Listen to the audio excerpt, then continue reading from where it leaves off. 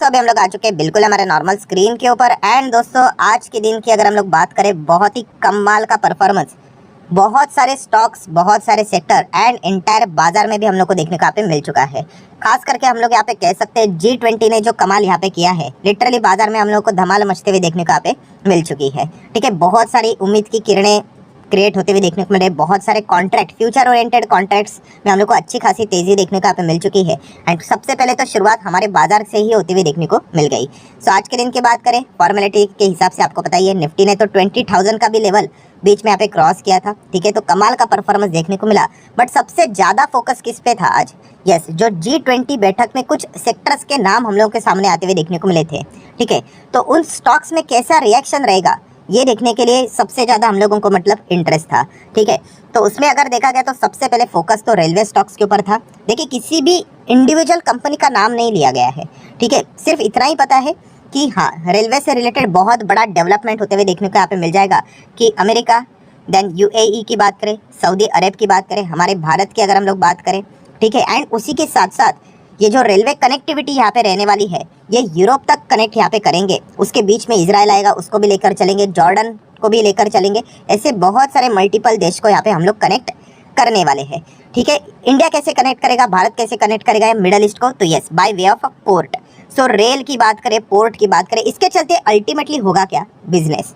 ठीक है, and share market को हमेशा बिजनेस से रिलेटेड कोई भी डेवलपमेंट होता है, वही खबर उनको पसंद यहाँ पे होती है। ठीक है, एंड इसी चीज़ का रिएक्शन देखना आज यहाँ पे बनता था। एंड जो एक्सपेक्ट किया था वैसे ही कुछ हम लोग को चीज़ होते हुए देखने को मिली थी, बिकॉज इतिहास में आज तक हम लोगों ने इस प्रकार की डील कभी देखी ही नहीं थी। एंड जैसे हम लोगों ने ये चीज़ें एक्सपेक्ट की थी, तो आपको पता ही है, रेलवे का इंफ्रास्ट्रक्चर पहले डेवलप करना पड़ेगा। एंड इसी चीज़ के रिलेटेड जितने भी रेलवे के इंफ्रास वाले जो स्टॉक्स है, जैसे कि इरकॉन इंटरनेशनल की बात करें, अपर सर्किट डिजर्व करता था, बहुत अच्छी बात है, अपर सर्किट लगा भी। इसके पहले भी मैं ये चीज़ें सिखा चुका हूँ। इरकॉन इंटरनेशनल अगर आप चेक करोगे, इंडस्ट्री देखिए रेलवे में है, बट यस, इंफ्रास्ट्रक्चर से रिलेटेड ये कंपनी काम करती है। ठीक है, इनके बहुत सारे आप मल्टीपल प्रोजेक्ट्स भी देख सकते हो, जैसे कि मेजर प्रोजेक्ट्स में आप देख लेना, या फिर माइलस्टोन जो उन्होंने अचीव किए वो भी आप चेक कर सकते हो।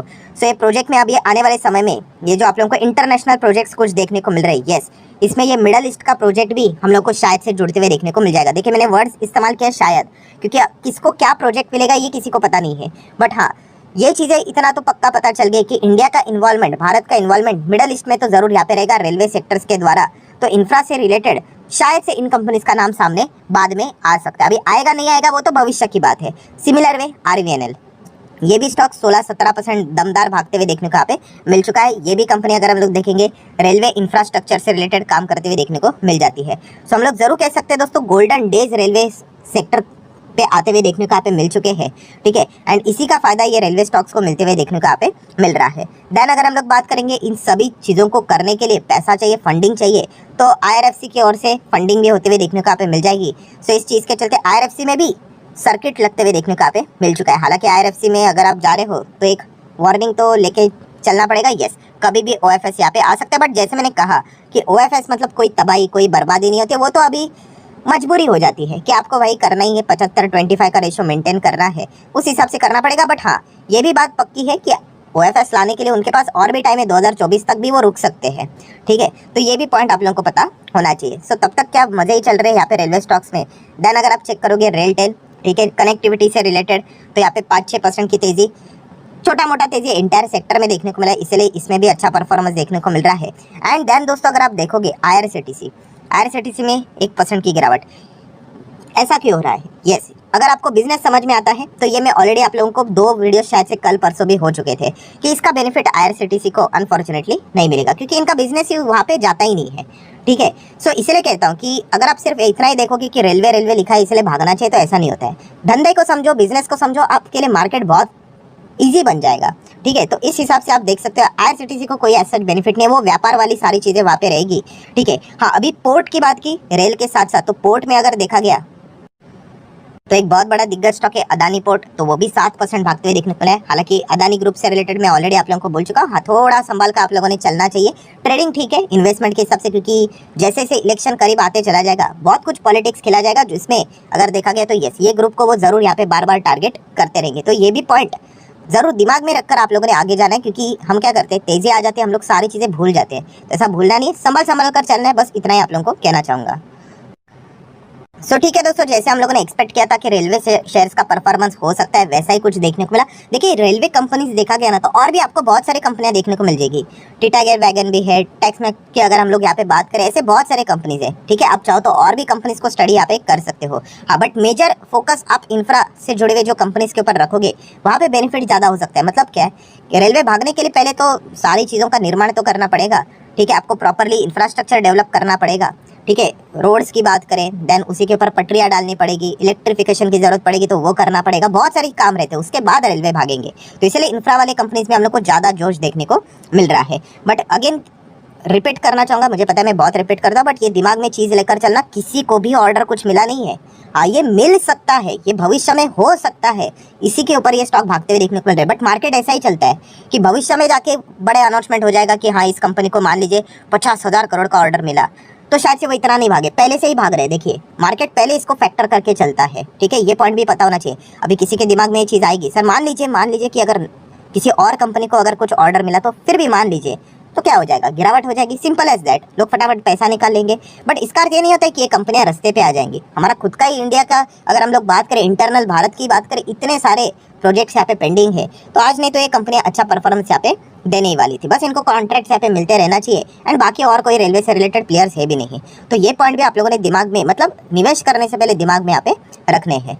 नेक्स्ट अगर हम लोग यहाँ पे बात करेंगे दोस्तों, तो यस, इथेनॉल से रिलेटेड अगर हम लोग यहाँ पे बात करें, ठीक है, इथेनॉल ब्लेंडिंग की, अगर बायोफ्यूल की अगर हम लोग बात करें, इससे रिलेटेड भी अच्छा खासा अनाउंसमेंट देखने को यहाँ पे मिला था कि दुनिया ने भी इन चीज़ों को यहाँ पे अडॉप्ट यहाँ पे करना चाहिए। 20% से रिलेटेड अगर हम लोग बात करें, तो इससे रिलेटेड जैसे कल भी आपको बताया था, अलग से सेपरेट वीडियो भी बनाया था। यस, शुगर कंपनियाँ ज़रूर रडार के ऊपर रहेगी, क्योंकि अगर देखा गया, क्रूड ऑयल कैसा होता है दोस्तों, क्रूड एंड पेट्रोल का रिश्ता कैसा होता है, वैसे ही है।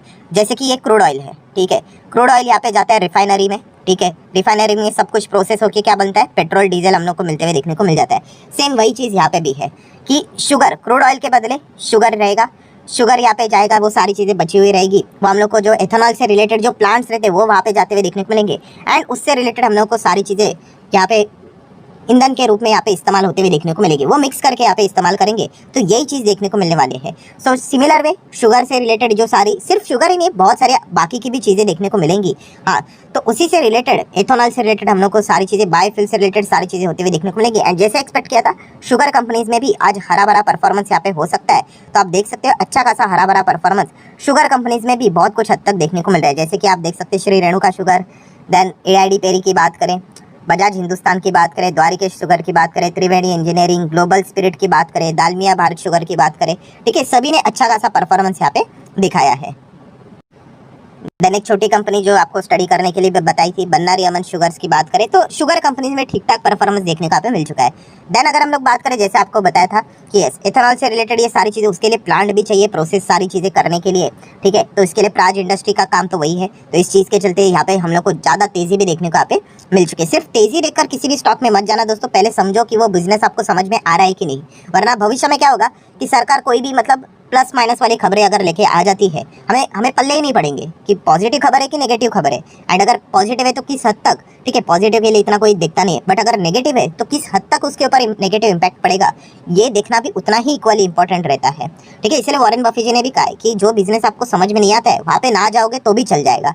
ठीक है, तो ये भी उतना ही इंपॉर्टेंट है। ऐसा नहीं कि 13% भाग गया, चलो इसमें निवेश कर लेते, वैसे ही कंपनी खराब नहीं है, बट बता रहा हूँ यूजुअली जो बिगिनर होते हैं, ठीक है, वो तेज़ी जहाँ पे ज़्यादा, वहाँ पे जाके बाई करने की कोशिश करते हैं। तो पहले बिजनेस समझने की कोशिश कीजिएगा, आ जाएगा। अगर आप, इंटरनेट का ज़माना है दोस्तों, सारी चीज़ें आप लोगों को यहाँ पे मिल जाती है। धीमे धीमे बिजनेस समझ में अगर आ जाता है, एंड अगर आपको लगता है कि हाँ, इस कंपनीज में ये जितने भी चीज़ें देखने को मिल रही है उनमें कुछ दम है, देन गो फॉर इट। ठीक है, अगर आपको डर लगता है तो SQSA का फॉर्मूला ही छोटी क्वांटिटी के साथ शुरुआत कर सकते हो, बट हाँ, खुद से स्टडी करना इंपॉर्टेंट बनता है। देन अगर हम लोग बात करें, yes, clean energy, green energy को भी बढ़ावा देने की बात उन्होंने यहाँ पे की है। तो इसके चलते टाटा पावर भी आप देख सकते हो, एमटा टेक में भी थोड़ा बहुत अच्छा परफॉर्मेंस देखने को मिला, अदानी ग्रीन में भी थोड़ा बहुत ठीक ठाक परफॉर्मेंस देखने को मिला है, JSW एनर्जी में ज़्यादा जोश देखने को मिला 9% का। ठीक है, तो ये सारे कंपनीज की अगर हम लोग बात करें, तो ग्रीन एनर्जी, क्लीन एनर्जी से रिलेटेड है। ऐसी अभी लिस्ट निकाली जाए तो बहुत सारे कंपनीज का नाम यहाँ पे सामने आएगा। तो बताने का मकसद क्या है, ये जो G20 का समिट हम लोग को देखने को मिला, उसमें शेयर मार्केट से रिलेटेड रेलवे कंपनी को लॉटरी लग गई। ठीक है। उसी के साथ साथ शुगर कंपनीज मतलब इथेनॉल से रिलेटेड जो काम करने वाली कंपनीज है उनको अच्छा खासा बेनिफिट मिल सकता है। Then clean energy, green energy, ये सब कुछ उसी के अंडर आ जाता है, उनको अच्छा खासा बेनिफिट मिला।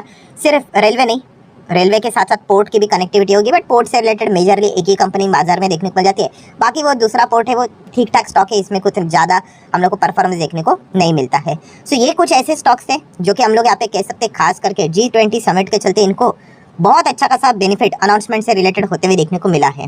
ठीक है, अभी देखना पड़ेगा भविष्य में कौन कौन से कंपनी को कितना कितना फायदा यहाँ पे होता है, मतलब एक्चुअल में प्रोजेक्ट्स यहाँ पे मिलते हैं। टाइम लगेगा इस चीज़ के लिए, बट मार्केट ऑलरेडी इन चीज़ों को फैक्टर करके चलता है एंड इस ओवरऑल पॉजिटिव माहौल का फायदा निफ्टी के ऊपर भी हम लोग को होते हुए देखने को मिला, क्योंकि बाजार को ऊपर लेके जाने के लिए थोड़ा पॉजिटिव माहौल यहाँ पे चाहिए।